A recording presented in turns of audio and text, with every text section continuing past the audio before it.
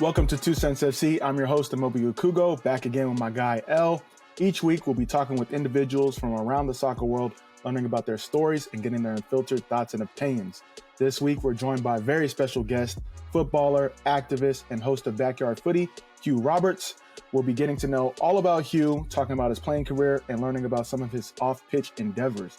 Hugh is someone that I have come to meet recently, someone I respect. And Hugh, welcome to the show. It's an honor to be here. Follow you guys on my end too. Love what you guys are doing. Nah, respect. So first things first, L, take the lead. All right. So first thing we do on the show, we like to break the ice a little bit. We play a game called Two Truths and a Cap. So this game, Hugh will give us 3 facts about himself. 2 will be true. 1 will be a lie. Amobi and I have to guess what the lie is. So, as if you listen to the show, I'm up probably by a long mile. So Moby needs all the help he can get. But whenever you're ready, Hugh, go ahead. We're just trying to make it so I can lead into 2022 on a good note. So all right, I got you. All right, 1, I was a black belt. 2, I went to high school for soccer specifically. 3, I played football growing up as well, like American football. Okay. Oh, this is good. I haven't really seen forwards try to fight Hugh, so that might mean people know about. He might be on that like Jerry Stackhouse type hype where everyone knows not to mess with him. Okay. Yeah, I can see him, catching deep balls like Randy Moss. So that don't seem too far fetched. Time out. What was the second one, Hugh? I went to high school specifically for soccer. Okay. He's from the DMV, right? Yeah. What's that? What's the DeMatha? Or what schools is like known for soccer? That's my league. I'm gonna go with went to high school specifically for soccer, since he probably played American football in high school. Yeah. Too. I'm gonna go with that one. Yeah, because the black belt's too random to like you don't come up with that. Yeah, I think it's you didn't go to high school specifically for soccer. Yeah, y'all right. I went to high school for basketball. Oh, word. Yeah. Okay. I played 8th grade. I played football 1 year, but in DMV, football and soccer in the same season in the fall. So I was always going back and forth. I had to beg mom to play 1 year, and I was like, forget about it. I'm just gonna stick with soccer. But yeah, I actually played ball like my whole life too. Okay. Respect. Real quick before we get into it, so you play ball. You played at a high level. If you went to high school for ball, like AAU and all that, Yes, sir. what would you like? Who you think like who you model your game after? I would say actually one of a really good friends of mine was Victor Oladipo growing up. Play AAU together as well. I'll say our games are very similar. Also like a Jimmy Butler's, like the dog mentality, just still working hard kind of thing. But those guys are definitely kind of emulate my game towards. Perfect, because because I play ball too, and we always used to joke, me, Sean Johnson, like who from like soccer can actually like ball. And the fact that, people say they ball, and then you talk about AAU and they're like, what's that? It's like, you're out of the conversation. So who are some people like across the leagues, MLS, USL, that you're like, all right, yeah, I know they ball. Like, so Richmond Kickers, Alex Lee, right back, was real good at ball. I actually played in high school too in the DMV. Philly, I didn't. Dudes are all the MLSs. Like when I was there, Gucci and Yewu, Adu, and all them were there. They're all talk though. They couldn't play. This dude I played with recently though, Christian Dean, who went to Cal. He's actually nice. His brother played professionally overseas and stuff. But my G is nice. But for the most part, when you go to different teams, I haven't really found everyone used to play like high school or just like rec or something like that. They swear they can play ball, like you said, and then you really can't find too many people that play AAU. Perfect. I just updated my starting 5 for basketball. Sorry, this is really interesting. So I got me, Sean, IQ, and I heard, what I heard is nice. Cameron Lindley from San Antonio. They say he would have went to like UNC for ball and soccer. So he won a state championship in Illinois. Wow. So I heard he could ball as well. So That's a solid 5 for real. Yeah, if y'all hearing this, put your name in contention for ball players that play soccer. Right. Yeah, but let's get right into it. When did you fall in love with soccer? You know, being a multi-sport athlete. So I actually started playing soccer first because my dad's Jamaican. He went to NC State, played soccer, played semi-pro. So from the jump, I was really had a ball in my hand, running around the track with him. I was the ball boys for his team. So the love for it was then, and I would definitely say it kind of died down because of basketball. I was heavy into it. AAU had me traveling all the time, and I would say I had a little more success going into high school in ball than soccer. That's why I went to high school for ball. And then just being 6'4" in basketball and soccer kind of changed my perspective. And it definitely took some time, I would say, actually when I turned pro and actually started to learn the game, I actually appreciated it a lot more because college is just so athletic. I was with my homies, we were really just balling for each other, but I didn't really learn the game. And when I actually learned the game through Richmond, I was like, oh, okay, this is dope. The technical side, breaking the lines, all that. I really understood and appreciated the game. No, that's amazing. So talk about growing up playing both sports. What was the differences in terms of diversity, feeling included, just the culture behind both games? That's a good question. In ball, right, I played for this team called Triple Threat, was based out of Southeast DC. So I'll drive from Maryland all the way to Southeast DC, playing with Southeast DC is the hood of DC, pretty much. That's PG County? Nah, in DC specifically. I actually went to PG County too. I went to, during high school, I played practice in their high school teams, but my AAU team was specifically out of DC itself. So I'm driving down there, competing down there, and I mean, we're watching Friday. We're all clowning each other. It was just mad love to keep it real. And I saw the disparities in that when I went to academy playing soccer. And most of the time, I'm the only black guy, or there's one or two black guys, or things in music, movies, the jokes.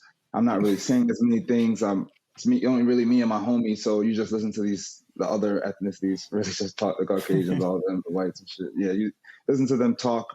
And you're just sitting there. You can't really input too much because, there's two different cultures going on. Or if you're talking to your homie, they try to chime in. It's just I know you don't really know this like that. So I kind of saw that early. And it that's why I feel like my love was a little stronger for ball at first, just because I felt like it was home. It was natural. I was born in Queens, New York. My mom's from New York.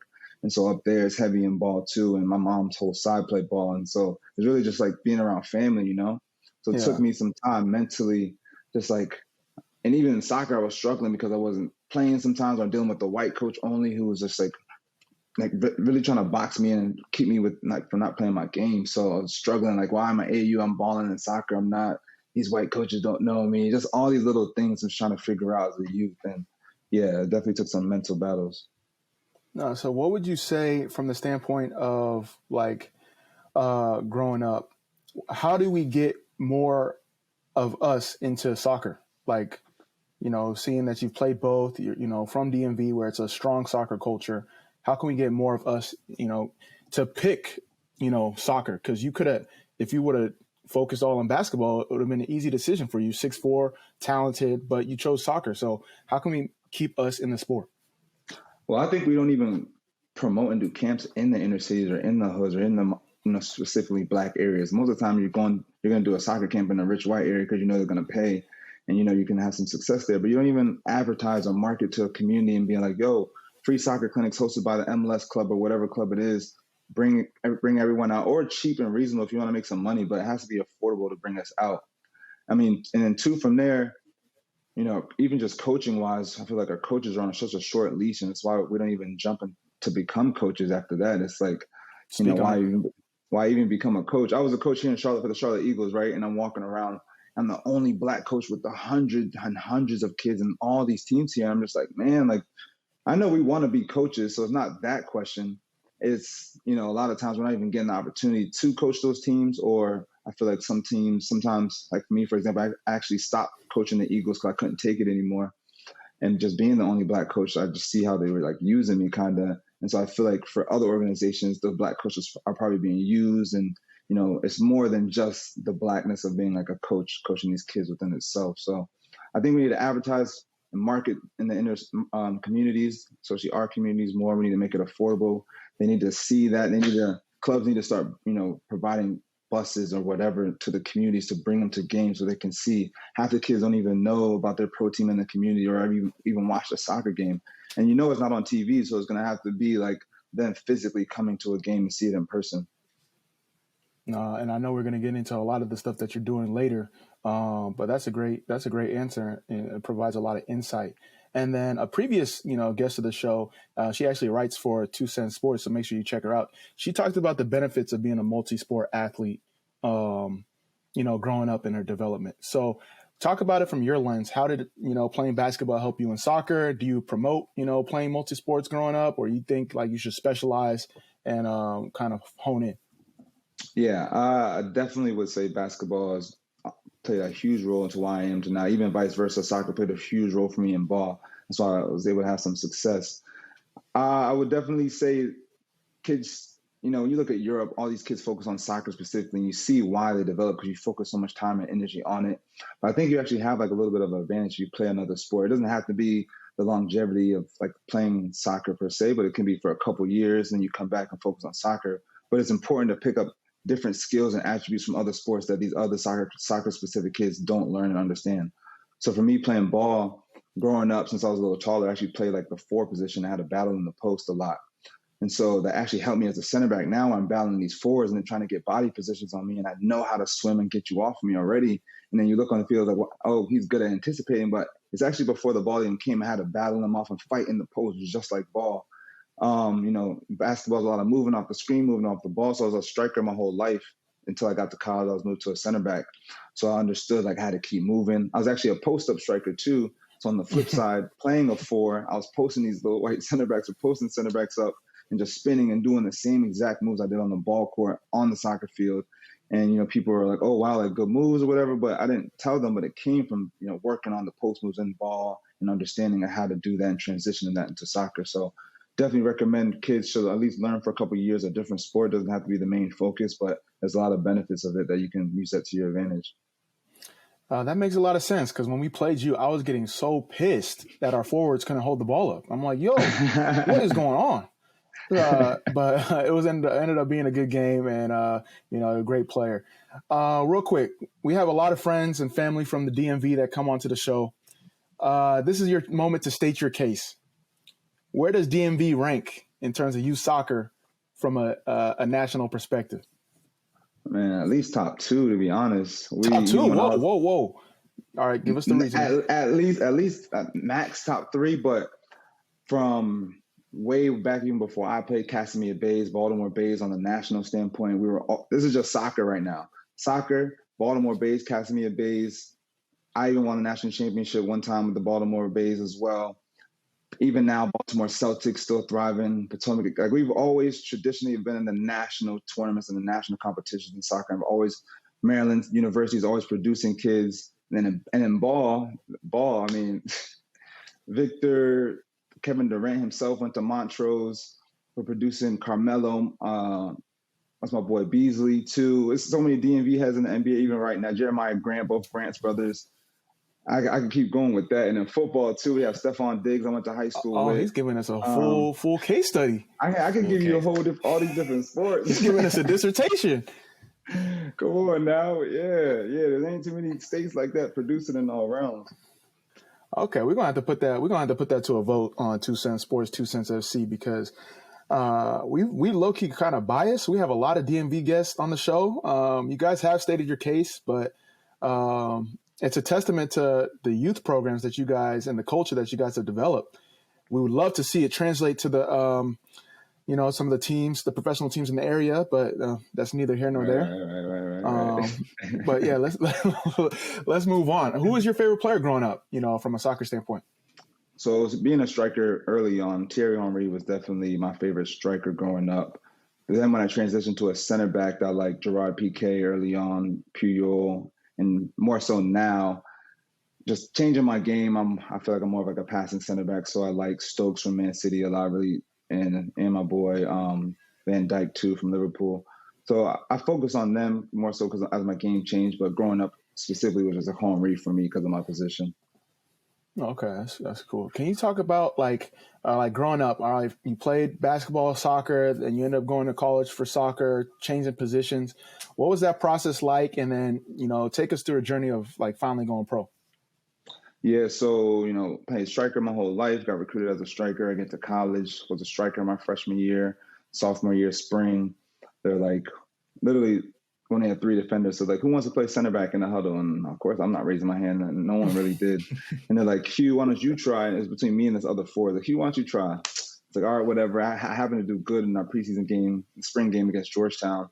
They really just kept me there since. But my sophomore year, I was like playing like a 6 and center back, and then junior, senior specifically stuck to center back. And then after that, I was like, there's a MLS draft board, 100 players kind of thing. I was like 99 out of 100. I was just happy to see my name on it. Ended up not getting drafted or anything. I knew I wasn't going to get drafted. Went to Rochester Rhinos for a 3-day trial. Ended up getting cut. Went to Harrisburg City Islanders. And this is while I'm in school, senior year, spring. So I'm just commuting back and forth with some of my homies. Went to Harrisburg City Islanders for like 7-8 weeks in a row. Every Monday they'd have practice. And after the 8th one, we're like, yo, like we need to know something. They're like, best of luck with everything. Had one more tryout while I'm in school. It was the Richmond Kickers. Went there for their tryout. Did well, but they didn't offer me a contract. They're like, hey, just come to preseason for 2 more weeks. So I was commuting every day from school to Richmond, like an hour and a half back and forth, doing some courses. Ended up after 2 weeks, offered me my first contract, and kind of stayed in the league from there. No, I love it. I got to go on a rant real quick. Yo, these teams, you guys have a decision to make. Don't leave these people 4 weeks, 8 weeks at a time. Like, oh, we need to see something else. We need to see something. No, we got lives. We got food. We got to eat. So coaches coaches and organizations will take advantage of players that are hungry for opportunity to like ride it out to the last second, and it's messed up. They have so many stories of going through it. Not only myself, but Hugh just, shared his story. So that's my rant, because y'all really taking advantage of these kids that have a dream and a goal. Mm-hmm. And if you want to just say no, it's like fast no. All right, cool. We move on to the next situation. But if you stringing us along, nah, stop doing that. I'm glad you said that. They need to hear that. I'm glad you said that. Nah, that stuff be pissing me off. But with that being said, all right, you finally in the league. You grinded, you got your well-deserved position. Who welcomes you to the league? Who was the first player to like, oh damn, I didn't know it was like that. I just got my ass busted. I mean, honestly, the whole Richmond team was busting my ass as a rookie. Like, I thought I was this shit coming into the league. Like, I was some ass as a center back. Really, for me, it was just like the technical side, because college was just so athletic. And I was a mid-major school at George Mason, so we just fought. So I get to Richmond, sign my first pro contract, dealing with some grown men. Richmond at that time they were top 2 in the league. They're very good. Yeah. Every single practice, George Davis, Brian Ownby, like these dudes just still pluck the ball from me. I'm a center back on top of the 18. They're plucking the ball from me and scoring these goals. I'm like, bro, Yambi's passing me a ball. Instead of taking 1 touch or 2 touches, I'm taking 2, 3. And I'm just getting eaten up by strikers. I'm just like, yo. And now I'm a pro, so I don't have my homies to talk to. My homies are still partying at school. I'm the only one that's a pro. I'm living by myself, seeing this stuff in group chat, like, yo, this party was lit, but I'm here struggling. They're like, yo, you a pro though? Like, you live in a dream. I'm just like, bro, like they have no idea what I'm going through. And I can't even talk. I'm sure you notice this as a pro too. Like, just the relationship different when money's involved. Like, it's not really, you can't just like vent and just like talk about your frustration, because everyone's listening, trying to take your spot. So I really had one dude I messed with, maybe talk to a little bit, but really it was just me, just mentally just like sucking it up, taking these things myself. And I had like a eureka moment sitting on the bench my rookie year, or not the bench, sitting on my couch watching TV. I'm just thinking about like why I keep turning the ball over. I'm just like, instead of taking 2 touches or 3, why don't you just play it in one touch? Changed my game for me, and that's how I just started getting some more success. But yeah, all those boys in Richmond, all those guys I named are kind of still playing now, but they were giving me that works the first 2 months. I didn't make my first start until like 2 or 3 months into the season because of that. No, that's. I mean, you hit the nail on the head. Sometimes it's sink or swim, and you had that eureka moment where it's like, some players, to make it to that next level, you got to adapt or you don't, and you adapted, and now 10 plus years later, you're still playing. So it's a testament for the young players that need to know, like, every time you climb up that level, you develop and evolve with that. So what advice would you have for a young player? Obviously, it's off season, and new set of young players going to come into the league. leagues. What advice would you have for them to like quickly get assimilated? Be open to listen and being open. You hit it in the nail with adapting, but listening is so important because we all have our egos. We all come from the best teams. And I've seen even young boys now that I'm playing with them teams this year, like they come in with egos. Of course, you sign your pro contract. You deserve your opportunity. But when you have veteran players on the team who've been there before and they're telling you certain things and you don't listen, that ends up hurting your career, not helping you. But for me, I kind of just soaked everything in as a sponge, and I was so blessed. I was the only rookie on the team, and everyone was older. But because I was a humble dude, Yambi, Luke Vercoloni, all these older guys are putting their arms around me like, yo, Hugh, do this, do this, do this, do that. And I was like, okay, cool. So even if I didn't like it or whatever, I'm telling you yes to your face, still listening, whatever. But it's so important to almost just listen to anybody, even guys younger than myself. They're giving me good pointers like, hey, just open your shoulders a little more. You can, see the defender coming. I'm like, that's a good point. Changes your game and it can help you excel. So just having an open mind and being humble enough to listen is something that even to this day keeps me going because I'm changing organizations and all these different coaches want different things. So you have to be able to, listen and adapt kind of. Nah, I mean, Elle, make sure you clip that piece because that is very important for the young players to listen to. Be open and humble because it's not like people are trying to attack you as a player. They're trying to help you. And how we receive information, how we receive criticism, can make all the difference between you succeeding and like being a key part of your team. Because if you're always the guy that's clapping back and like, no, I know what I'm doing, players ain't going to want to play with you. And that affects like the whole camaraderie. So I love that you said that. I think it's very important. We don't want to sound like the old guys preaching to the young guys, but that's facts. There's a lot of people that have lost succeed, right? Exactly. There's a lot of people that have lost contracts because they simply can't take information the right way. Exactly. I've seen it myself too. Let's switch gears a little bit because you're doing a lot of wonderful things off the field as well. Tell us about BackYard Footy. Like, what's the mission and inspiration around the brand and the company? The mission ultimately is to enhance the game of soccer on a national standpoint. Meaning, we all watch ESPN all the time.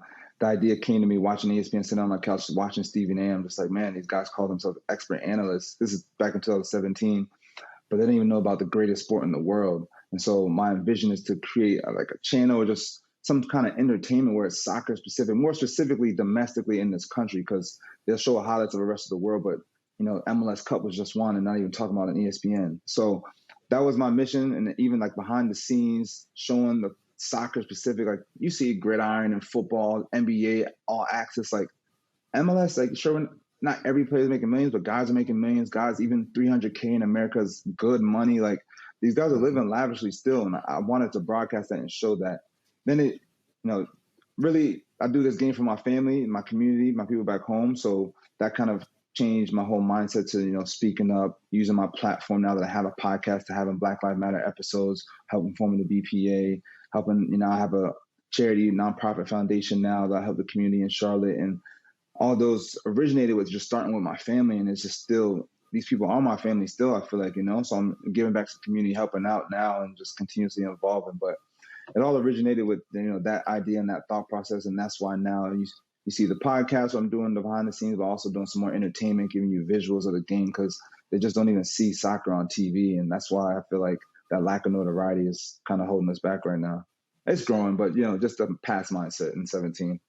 No, mad respect. And you're also the co-founder of two organizations, Antiracist Soccer Club and the founding co-founder of USL Black Players Alliance. I've seen firsthand some of the stuff that you've been doing behind the scenes. So mad respect and shout out to you. But give us a little bit of a background behind that. Yeah, so BPA was really formed, those two Black Lives Matter episodes I had last year, where I had a couple of MLS and USL Black players come together, sharing, being Black in America. After those conversations, we all kept in contact, and we were like, we need to form a group. More so, this is me, Brandon, a couple of guys in the USL.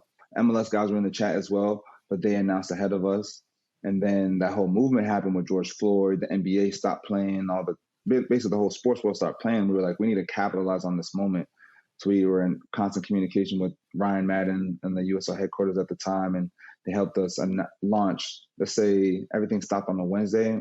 USL games were on that Friday. So we had to set everything up in 48 hours, a logo, just the message, the mission statement, what we wanted displays on the game. it was a lot within that 48 hours, but it was exciting to do. And we helped launch that. And then a couple months later, Bilal Saeed, who was already doing the same kind of mission in Michigan, was like, I'm tired of seeing, he goes to the Winter Summit all the time. And this past Winter Summit was even a great eye-opening experience for me. And he's like, I'm not even Black and I'm still the only minority here all the time. And, he was tired of it. And so he DMs me, he was like, I see what you're doing at the BPA.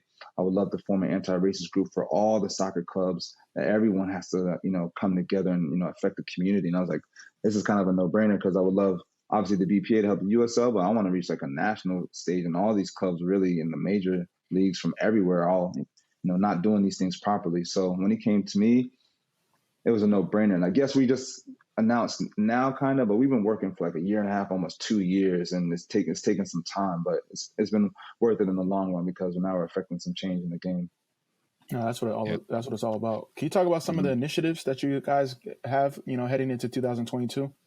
Yep. So for the BPA, I don't know if you saw the MLS's article about, clubs if they don't hold, basically similar to the Rooney Rule. We want that within the USL as well too. So new positions open up in your clubs, has to be at least X amount of Black coaches being, interviewed for that candidate position as well too. That's the same thing if your roster is like 50%, 60% minorities, and your front office has to at least reflect that like 30, 40%.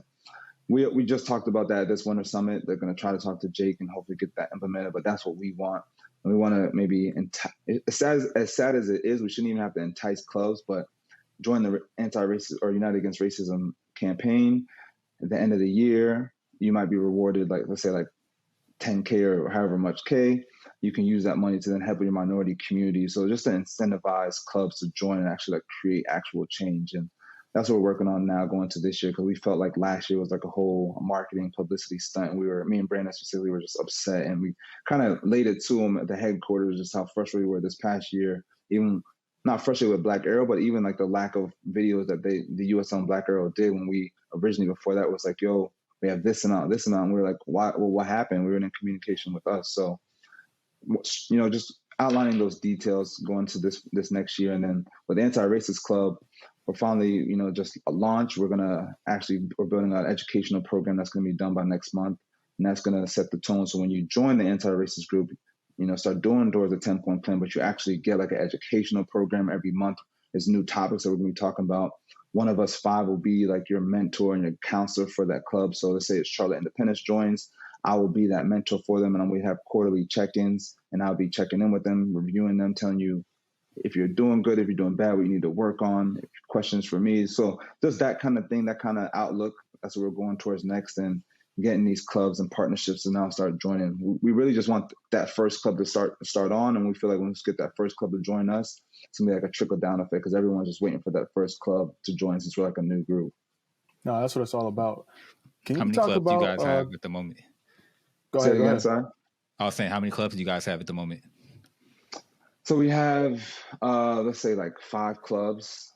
I wouldn't say officially. No one's like officially on board because we haven't even like officially started giving out the educational program or officially launched. We're going to do that starting into the new year. But we've had like 5 to 10 clubs fill in an application themselves, and we have them in the emails getting ready to hop on like Zoom calls with them and just like officially onboard you and like start that process once the new year comes in. But yeah, a good amount of support, even not just clubs, like supporters groups as well is involved with this as well. A good amount of supporters groups have filled in applications because they want to change themselves from internally. Sure. And real quick before we turn the corner, tell us a little bit about the Winter Summit. I know you guys are just there. Shout out to Bilal, friend of the show.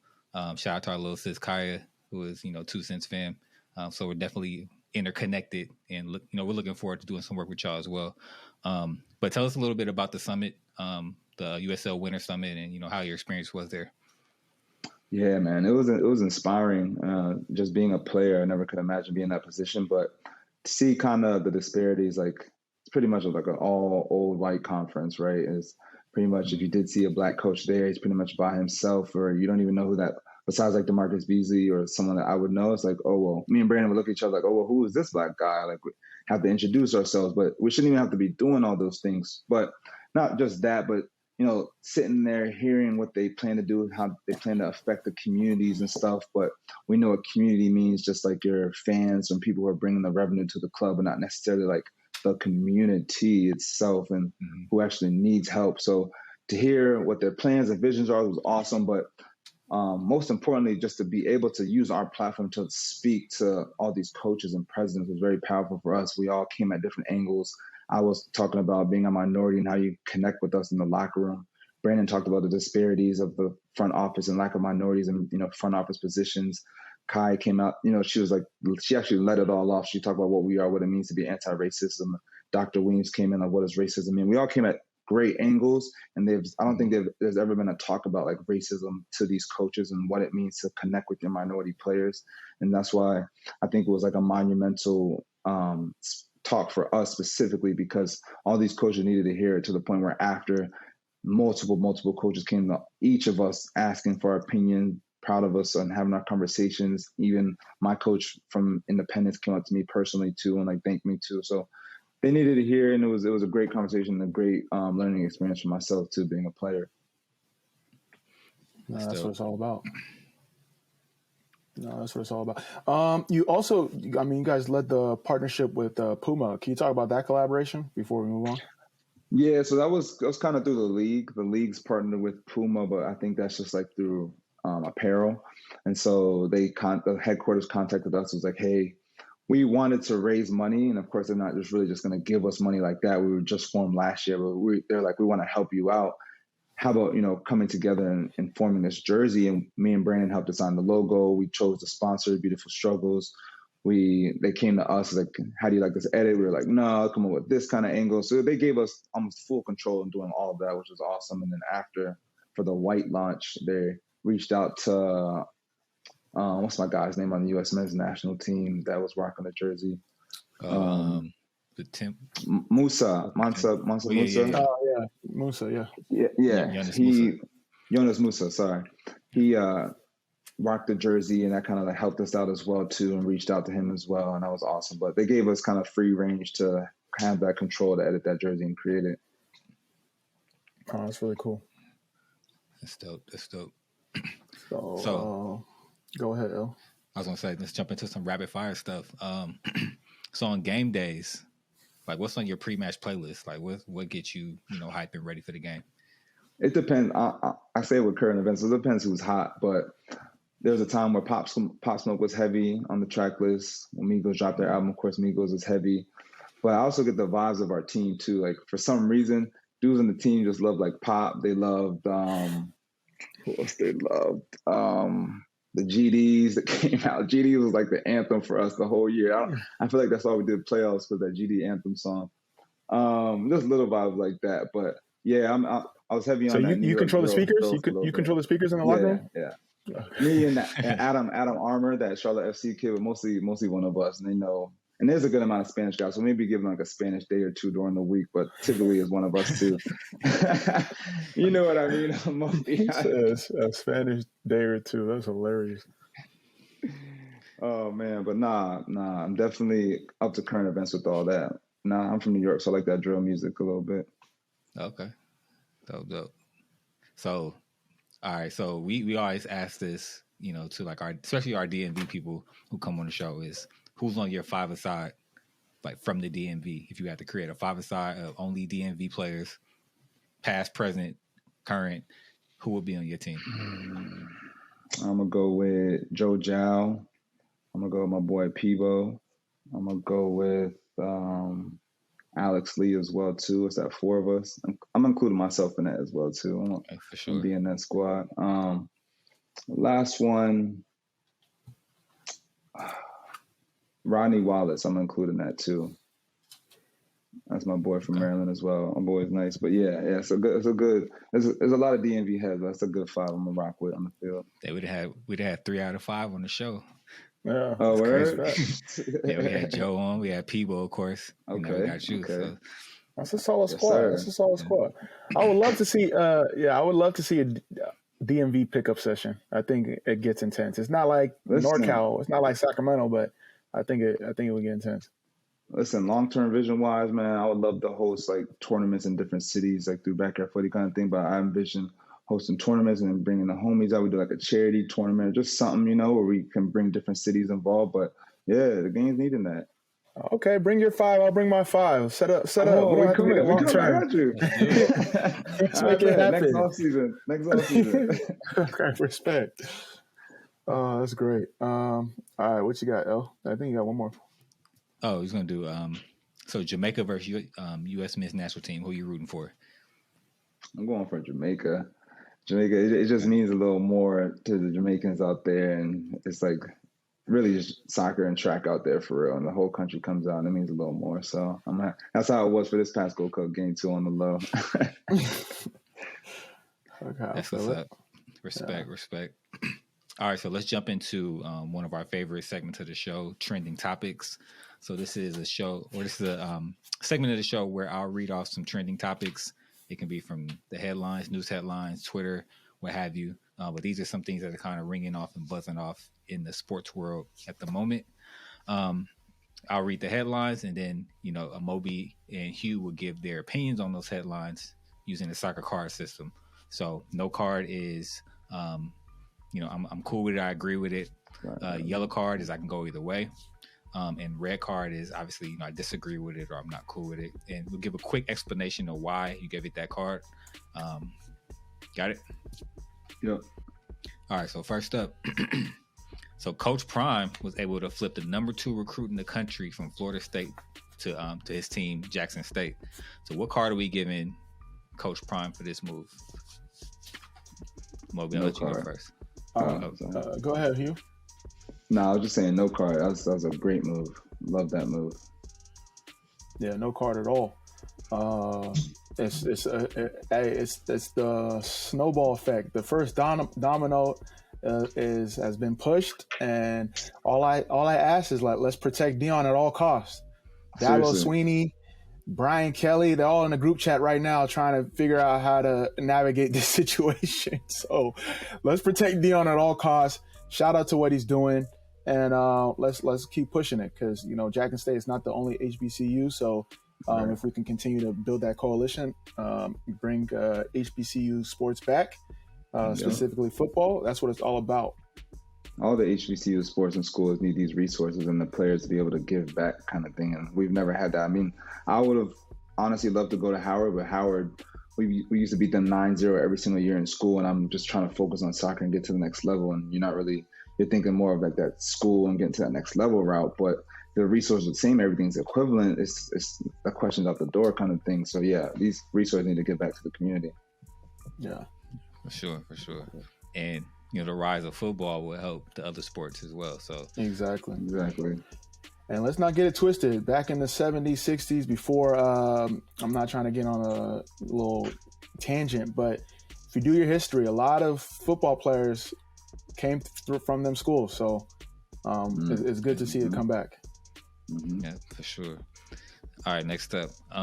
So the Sports Business Journal today put out a list of athlete influencers from this year, which included Sinead Farrelly, Mana Shim, and Alex Morgan. What was noticeably absent was our girl Kaiya McCullough, whose bravery for going on record kind of sparked this whole movement that you see in the NWSL right now. So what card are we giving this publication or this list for the erasure of Kaiya? For me, red card. We don't even read Sports Business Journal anyways because of lazy stuff like that. So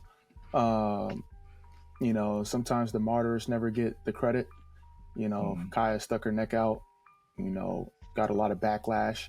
Then when it finally comes to light, everyone wants to backtrack and thank you, Kaiya. Like, where was it when she was doing it before? But follow Kaiya if you want to get the full story. But I'm saying red card for that.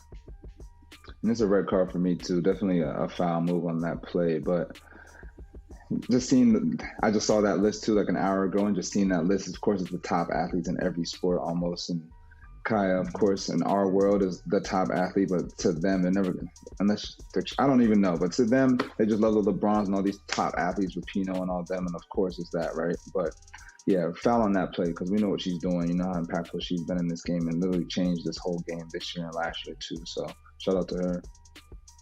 Yep. I can go in a little bit more on that, but I'll save that for our sisters over at Shea Butter FC. They got a lot to say about it. So make sure you check out their show. And I'm sure they'll be speaking on that in their next episode as well. So tune into that. Last one. So word on the tweets or word in the streets is that the Lakers are looking to trade Russell Westbrook already. So what card are we giving this move if it's true? I'm gonna say a yellow, because it depends who they're trying to bring in terms of, like, Russ is still a star, and people always give him this like bad ego look as if he hasn't proven himself at every organization he's been to. It takes him about 3 or 4 months to get a groove, and then by the end he's usually pushing that club towards playoffs. And so I know what's going on right now. The Lakers haven't found their groove yet, but not even just him. LeBron usually takes his time until after Christmas, after All-Star week. Like, I'm a Bron fan, so I just know how his career goes and how his seasons go. Like, no one even turned up on the Lakers, so I don't really think they should like that, but I'm not opposed to it if you can bring in maybe like a Klay Thompson or just someone like big who actually complement LeBron. Yeah, for me, it's a red card. I think, the trouble with being a Lakers fan is that you want to see everything now. It's not even All-Star. Right, it's not even All-Star yet. They haven't even, and the fact that they can't really get anyone else unless you, like, who you going to get? Dame? Ben Simmons? Like, if you can get one of those. It's Ben really Simmons talk, but is that even the right move? Conspiracy is I would do Russell for Kyrie. Let OKC come back 100%. And let Kyrie and LeBron have a little reunion. But for real, as a Lakers fan, Anthony Davis needs to step up. And I don't want to go on a tangent, but Anthony Davis needs to step up, and we wouldn't be having this problem. So it's not Russell Westbrook making the scapegoat. Right. Red card for the Lakers if they do that. He's 29 years old right now, Anthony? Nah, he's like 30, 31. 30, 31, 32. Still right now. Anthony Davis. Anthony Davis. Nah, you talking about Russell or Anthony Davis? No, Anthony Davis. Oh, yeah, he's like 28. 27, 28. This is the prime of his career right now. I agree completely. Yeah, you in LA, man. You gotta show out every day. Right. All right, well, that's it for trending topics this week. Amobi, what you got? Nah, Hugh, thank you so much for taking the time. I know it's off season for you. For people that want to connect with you, want to follow your future, where can they find you? Where can they connect with you? Me personally, you can follow me at Superhuman on all social media platforms, all one word. But definitely follow the brand BackYard Footy. That's BackYard Footy. It's all one word as well. I'm on IG, Twitter, Facebook as well too. But definitely tune in. Have some more charities, but also more interviews coming up, just everything. But follow the brand BackYard Footy, and definitely follow my boys here at 2Cents too. No, shout out for the plug. Can we get an inside scoop of where you might be playing next year, or is it to be determined? Nah, we got to hit up Maggie for that one. Right. For real, it's TBD right now, honestly. Independence dropping the League One set me free, but that also puts me in a little predicament because I don't have a market here anymore, and I have a home here and stuff, so it's almost like I have to move. But yeah, it's TBD right now. There's nothing really concrete, but staying patient, optimistic with it. All right, cool. What I will say is that we did have Jory on last week. She was a free agent at the time of this recording. Within a week, she found her new club. Within the next couple of days. All right. I'm just saying. That. It's not like that. I'm gonna keep you posted. Then I'm gonna keep you posted. Okay, cool. And then real quick, for the athletes that are listening, can you tell them about the house conspiracy when it comes to being an athlete? We talked about it offline. The house conspiracy about being an athlete? The house curse. The house curse. Oh, yeah. Basically, when you buy a house, you're gonna have to move to a different market, and it's literally a routine pattern every year for especially USL players. You want to settle down a little bit too. You've been here for a couple of years, and you buy a house, you become a free agent, and then you typically have to move. So I'm a free agent, but we're not going to go down that road yet. Yeah, facts. So soccer players, just know, if you're ever stuck in a situation, just buy a house. You might get traded. You might become a free agent. But that's a reverse like psychology. That's an unwritten rule that happens in the community. There's no such thing as settling down when it comes to being an athlete. I swear. Yeah, but once again, we're gonna have your information in the show notes. Hugh, thank you. One of the most respected guys in the league. Shout out to all the things that you're doing behind the scenes that people don't know about, that people aren't hearing about. You and some of the things that you're doing is amazing. So we really appreciate you coming on. That's our show for this week. Ladies and gentlemen, subscribe, rate, and review. It helps us get discovered. Follow us on the socials at 2Cents FC. Check out our merch at 2centsports.shop. You see me rocking the hat. L's rocking the hoodie. It's cozy season. That essentials. Yeah, the essentials. It's cozy season. Stock up. Christmas is next Saturday. Stock up. And if you enjoy the show, consider dropping us a donation using the link in the description. It helps us support the cost of the show. We got a new software that we're using to record the show. We're able to get wonderful guests on the show like Hugh. It helps when you guys donate. So appreciate you guys for doing that. And tweet us your comments on the show and any topics you want me or El to discuss. The only show where you get unfiltered thoughts and opinions. None of that Switzerland stuff. None of that no comment stuff. Unfiltered thoughts and opinions. We keep it real every week. And that's it. Peace out, y'all. Appreciate y'all.